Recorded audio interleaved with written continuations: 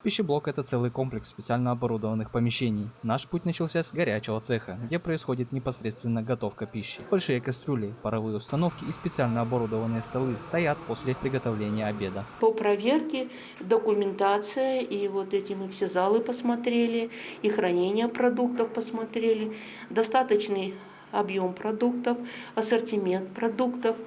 И, в общем-то, я считаю, что все соответствует. Этажом ниже расположен склад пищеблока. Здесь поддерживается температурный режим. Большие контейнеры с крупами соседствуют с мешками, уложенными по палетам. Здесь, как несложно догадаться, также складируются мясные и молочные продукты, но уже в складского размера холодильниках. Ну, сейчас будем пробовать обед перинатального центра. Значит, здесь у нас имеется салат овощной с мясом, потому что роженицам полагается питаться высококалорийной пищей, скажем так, белковой. Давайте попробуем. Потому что в соцсетях говорили, что еда плохого качества, она невкусная, есть ее невозможно.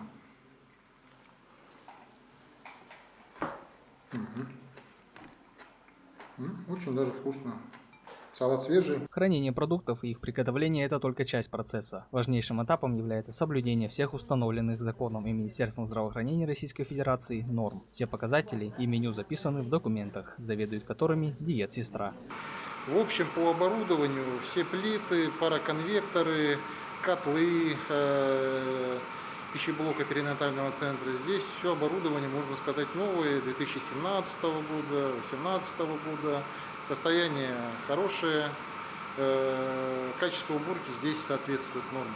Вопрос питания является одним из важнейших, если человек задумался о своем физическом благополучии. Поэтому Министерство здравоохранения пристально следит за качеством пищи, которая готовится в медучреждениях республики. Даян Дансюрюн, Чайхан Дангак, Туа 24.